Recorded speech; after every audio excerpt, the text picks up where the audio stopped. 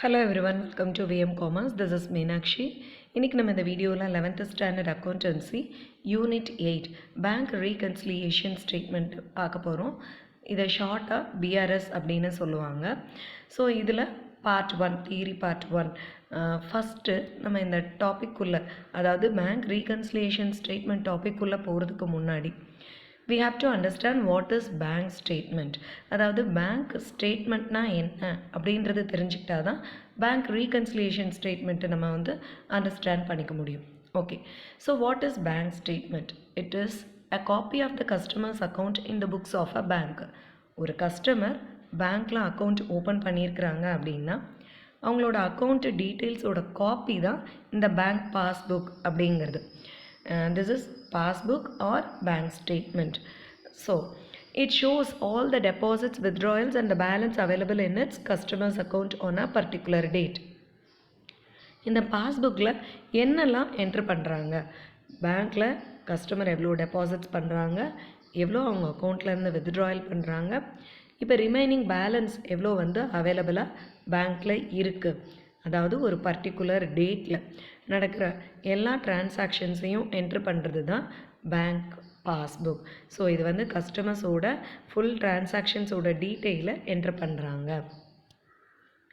தென் so bank ஸ்டேட்மெண்ட்டோட format பாஸ்புக்கில் inside எப்படி இருக்கும் அப்படின்னு சொல்லியிருக்கிறாங்க. So see date, particulars of transactions, என்ன மாதிரி டிரான்சாக்ஷன்ஸ் பண்ணுறாங்க, எந்த டேட்டில் பண்ணுறாங்க. கிரெடிட் காலம், டெபிட் காலம். ஸோ இங்கே நம்ம ஃபஸ்ட்டு கிரெடிட் காலம் இருக்குது, அப்புறம் தான் டெபிட் காலம் இருக்குது. Then balance column, signature. So இப்போது இந்த withdrawals are shown as debit. இந்த டெபிட் காலமில் என்ன என்ட்ரு பண்ணுறாங்க banker? Withdrawals of the customer. Customer எவ்வளோ அமௌண்ட்டு வித்ட்ரா பண்ணுறாங்க, பேங்க் அக்கௌண்ட்லேருந்து எடுக்கிறாங்க, அதுதான் withdrawal. Then deposits are shown on the credit. So deposits, customer எவ்வளோ டெபாசிட் பண்ணுறாங்களோ பேங்க்கில் அதை கிரெடிட் காலமில் காமிக்கிறாங்க. ஓகே, இது பேங்க் பாயிண்ட் ஆஃப் வியூவில் என்ட்ரு பண்ணுறது. ஓகே, ஸோ இதுதான் டெபாசிட்ஸ் டெபிட்டில் வராது, அந்த டிடி வராது அப்படிங்கிறத கொஞ்சம் ரிமெம்பர் பண்ணிக்கோங்க, ஞாபகம் வச்சுக்கோங்க. ஸோ டெபாசிட்ஸை கிரெடிட் பேலன்ஸில் என்ட்ரு பண்ண போகிறாங்க, வித்ட்ராயல்ஸை டெபிட்டில் என்ட்ரு பண்ண போகிறாங்க. ஸோ இதுதான் பேங்க் பாஸ்புக்கோட ஃபார்மேட். இங்கே ஒரு கோட் கொடுத்துருக்குறாங்க, ரிமெம்பர் இந்த cash book it is the reverse. அதாவது கேஷ் புக்கில் இது அப்படியே ரிவர்ஸில் வரும் அப்படின்னு சொல்லியிருக்கிறாங்க. ஸோ அதை நான் நெக்ஸ்ட்டு உங்களுக்கு எக்ஸ்பிளைன் பண்ணுறேன், ஏன் இது ரிவர்ஸில் வருது அப்படிங்கிறது. ஸோ ஜென்ரலாக இதுதான் பாஸ்புக்கோட ஃபார்மேட்டு. டெபிட்டில் வித்ட்ராயல்ஸை என்ட்ரு பண்ண போகிறாங்க, கிரெடிட்டில் டெபாசிட்ஸை என்ட்ரு பண்ண போகிறாங்க. Now next topic bank overdraft. So bank over டிராஃப்ட்னா என்னன்றதையும் நம்ம அண்டர்ஸ்டாண்ட் பண்ணிக்கணும். What is that bank overdraft? So when the business is not having sufficient money in the bank account, it can borrow money from the bank. So money அப்படிங்கிறது loan அப்படின்னு அர்த்தம். Not having sufficient money, இப்போ நம்மளோட அக்கௌண்ட்டில் customer நம்ம பேங்க்கில் account வச்சுருக்கோம், நம்மளோட அக்கௌண்ட்டில் சஃபிஷியன்ட் மணி இல்லை அப்படின்னா நம்ம அந்த அமௌண்ட்டை பேங்க்கில் இருந்து நம்ம ஓவர் வித்ட்ரான் பண்ணிக்கலாம், அதாவது லோன் மாதிரி வாங்கிக்கலாம்.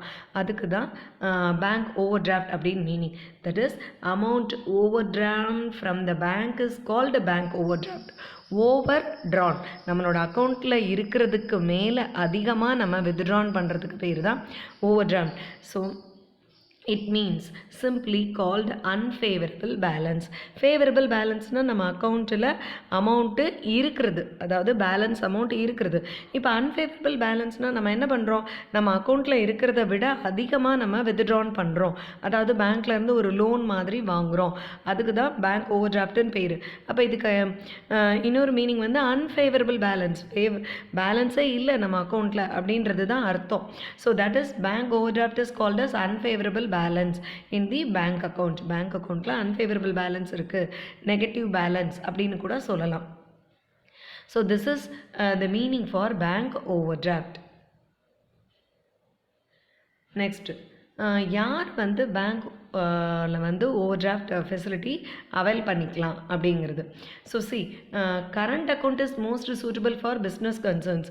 Business people mainly open this current account. Current அக்கௌண்ட்டுக்கு தான் அவங்களுக்கு ரொம்ப ரொம்ப சூட்டபிளான அக்கௌண்ட்டு. ஸோ இந்த கரண்ட் அக்கௌண்ட் ஹோல்டர்ஸ்க்கு மட்டும்தான் இந்த ஓவர் டிராஃப்ட் ஃபெசிலிட்டி வந்து பேங்க் வந்து கொடுப்பாங்க. இப்போ சாதாரணமாக ஜென்ரல் பப்ளிக் நம்ம வந்து கரண்ட் அக்கௌண்ட் ஓப்பன் பண்ண முடியாது. Only a business person can open the current account. யார் வந்து பிஸ்னஸ் பண்ணுறாங்களோ அவங்க மட்டும்தான் இந்த கரண்ட் அக்கௌண்ட் ஓப்பன் பண்ண முடியும். கரண்ட் அக்கௌண்ட் அப்படின்னா என்ன ஃபெசிலிட்டி இருக்குன்னா, அவங்க எவ்வளோ வேணால் ஒரு நாளைக்கு நிறைய டிரான்சாக்ஷன்ஸ் பேங்க் அக்கௌண்ட்டில் பண்ணலாம், நிறைய தடவை டெபாசிட் பண்ணலாம், நிறைய தடவை வித்ட்ராயல் பண்ணலாம். அதுக்கு வந்து லிமிட் எல்லாம் கிடையாது. இப்போ நம்ம சாதாரணமாக வந்து சேவிங்ஸ் அக்கௌண்ட்டில் லிமிட் இருக்குது, இவ்வளோ தடவை தான் டெபாசிட்ஸ் பண்ண முடியும், இவ்வளோ தடவை தான் வித்ட்ராயல் பண்ண முடியும் அப்படிங்கிற ஒரு ரெஸ்ட்ரிக்ஷன்ஸ் இருக்குது. ஆனால் கரண்ட் அக்கௌண்ட் ஹோல்டர்ஸ்க்கு அந்த ரெஸ்ட்ரிக்ஷன்ஸ் எல்லாம் கிடையாது. ஏன்னா பிஸ்னஸ் பீப்புளுக்கு ஒரு நாளைக்கு நிறைய டிரான்சாக்ஷன்ஸ் நடக்கும், நிறைய தடவை வந்து பேங்க் அக்கௌண்ட்டை வந்து அவங்க வந்து ஆக்சஸ் பண்ண வேண்டியிருக்கும். ஸோ கரண்ட் அக்கௌண்ட் அப்படிங்கிறது பிஸ்னஸ் பீப்புளுக்கு மட்டும்தான் வந்து உள்ள ஃபெசிலிட்டி. ஸோ அவங்க மட்டும்தான் இந்த ஓவர் டிராஃப்ட் ஃபெசிலிட்டியை வந்து பேங்க்கில் நம்ம எடுத்துக்க முடியும். So this is called bank over draft.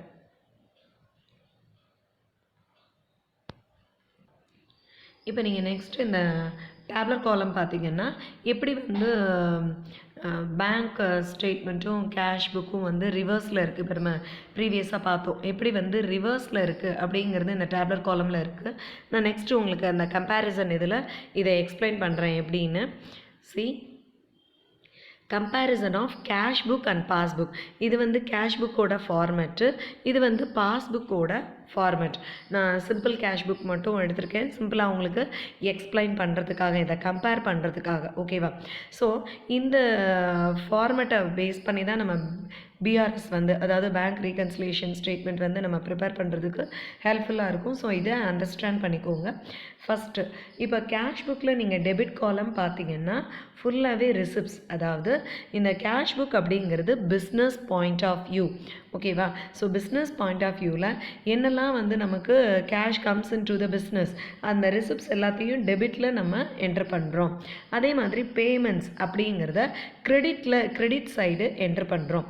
இப்போ பேங்க் பாஸ்புக் அப்படின்னு வந்தீங்கன்னா இது ஜஸ்ட்டு ஆப்போசிட். ஓகே, ஸோ இது வந்து பேங்க் பாயிண்ட் ஆஃப் வியூவில் நம்ம டெபாசிட்ஸ் பண்ணுறது எல்லாமே கிரெடிட் பேலன்ஸ், வித்ட்ரான் பண்ணுறது எல்லாமே டெபிட் பேலன்ஸ். ஓகேவா? ஸோ இது பிஸ்னஸ்க்குள்ளே வரதை நம்ம டெபிட்னு என்ட்ரு பண்ணுறோம், இங்கே வந்து பேங்க்லேருந்து போகிறத வித்ட்ராயல்ஸை டெபிட்னு என்ட்ரு பண்ணுறாங்க. ஓகேவா? ஸோ இங்கே வந்து கிரெடிட்டில் டெபாசிட்ஸ் என்ட்ரு பண்ணுறோம், இங்கே பேமெண்ட்ஸை வந்து கிரெடிட்டில் என்ட்ரு பண்ணுறோம். ஸோ இது அப்படியே ரிவர்ஸில் இருக்குது. இந்த தேர்டு டேப்லர் காலம் பார்த்தீங்கன்னா எப்படி வந்து ரெக்கார்ட் பண்ணுறாங்க. பேங்க் ஸ்டேட்மெண்ட்டில் ஓவர் டிராஃப்ட், அதாவது இந்த நெகட்டிவ் பேலன்ஸ் டெபிட் தான் வந்து வித்ட்ராயல்ஸ். அப்போ ஓவர் டிராஃப்ட் அப்படின்னா over withdrawn from the bank, அதுதான். ஸோ டெபிட் பேலன்ஸ் பேங்க் ஸ்டேட்மெண்ட்டில் இப்போ அது வந்து டெபிட் பேலன்ஸ் தான் அதிகமாக இருக்குது அப்படின்னா அது வந்து ஓவர் டிராஃப்ட் அப்படின்னு அர்த்தம், நெகட்டிவ் பேலன்ஸ். ஓகே, இப்போ கேஷ் புக்கில் டெபிட் பேலன்ஸ் அப்படின்னு பார்த்தீங்கன்னா இப்போ டெபிட் சைடுன்னு நம்ம பார்த்துருக்கோம், ரிசிப்ட்ஸ் தான் வந்து டெபிட் சைடு. அப்போ அதில் அமௌண்ட் அதிகமாக இருந்ததுன்னா அது நமக்கு ஃபேவரபிள் பேலன்ஸ். ஓகே, ஸோ உங்களுக்கு இது புரியும்னு நினைக்கிறேன். ரெண்டுமே டிஃப்ரெண்ட். இப்போ பேங்க்கில் டெபிட் பேலன்ஸ் அப்படின்னா ஓவர் டிராஃப்ட்னு அர்த்தம், அன்ஃபேவரபிள் பேலன்ஸ். கேஷ் புக்கில் டெபிட் பேலன்ஸ் அப்படின்னா நமக்கு பாசிட்டிவ் பேலன்ஸ், அதாவது ஃபேவரபிள் பேலன்ஸ்னு அர்த்தம். டெபிட் காலம் டெபிட் பேலன்ஸ் தான் அதிகமாக இருக்குது அப்படின்னா. இப்போ கிரெடிட் பேலன்ஸ் பாருங்கள், அதே மாதிரி தான். பேங்க்கில் வந்து கிரெடிட் பேலன்ஸ் அப்படின்னா பாசிட்டிவ் பேலன்ஸ், ஃபேவரபிள் பேலன்ஸ், அதாவது கிரெடிட் டெபாசிட்ஸ் வந்து அதிகமாக இருக்குது அப்படின்னா கிரெடிட் பேலன்ஸ், அப்போ ஃபேவரபிள்னு அர்த்தம். ஓகே, பேங்க்கில் வந்து நமக்கு பேலன்ஸு இருக்குது அப்படின்ற மீனிங். ஓகே, ஸோ அப்போ பாசிட்டிவ் பேலன்ஸ். இப்போ கேஷ் புக்கில் payment side credit side balance அதிகமாக வருது அப்படின்னா ஓவர் டிராஃப்ட், நெகட்டிவ் பேலன்ஸ், நமக்கு கேஷ் பேலன்ஸே இல்லைன்னு அர்த்தம். கேஷ் புக் படி கேஷ் பேலன்ஸே இல்லை, கேஷ் இன் ஹேண்டே இல்லை, அப்போ இது அன்ஃபேவரபிள் பேலன்ஸ். ஓகே, ஸோ இதை தான் வந்து பேங்க் ஸ்டேட்மெண்ட்டும் கேஷ் புக்கும் வந்து ரிவர்ஸில் இருக்குது அப்படின்றத சொல்கிறாங்க. ஸோ மறுபடியும் நான் இந்த டாபிக் எக்ஸ்பிளைன் பண்ணுறேன். இப்போ இந்த தேர்ட் இது பாருங்கள், பேங்க் ஸ்டேட்மெண்ட்டில் டெபிட் பேலன்ஸ் அப்படின்னா அன்ஃபேவரபிள், ஓவர் டிராஃப்ட்னு அர்த்தம். டெபிட்டில் ஏன்னா வித்ட்ராயல்ஸ் தான் நம்ம என்ட்ரு பண்ணுறோம். ஸோ ஓவர் ட்ரான் அப்படின்னா அன்ஃபேவரபிள் பேலன்ஸ், நமக்கு பேங்க் அக்கௌண்ட்டில் பேலன்ஸே இல்லைன்னு அர்த்தம்.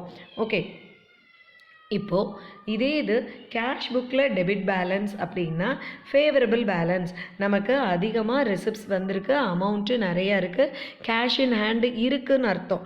ஓகே, அப்போ அது ஃபேவரபிள் பேலன்ஸ். இப்போ இதே இது பேங்க் அக்கௌண்ட் கிரெடிட் பேலன்ஸ் அப்படின்னா டெபாசிட்ஸ் நிறையா இருக்குதுன்னு அர்த்தம். ஸோ நமக்கு ஃபேவரபிள் பேலன்ஸ், நம்மளோட பேங்க் அக்கௌண்ட்டில் அமௌண்ட்டு இருக்குது, அதுதான் மீனிங். அப்போ இது பாசிட்டிவ் பேலன்ஸ்.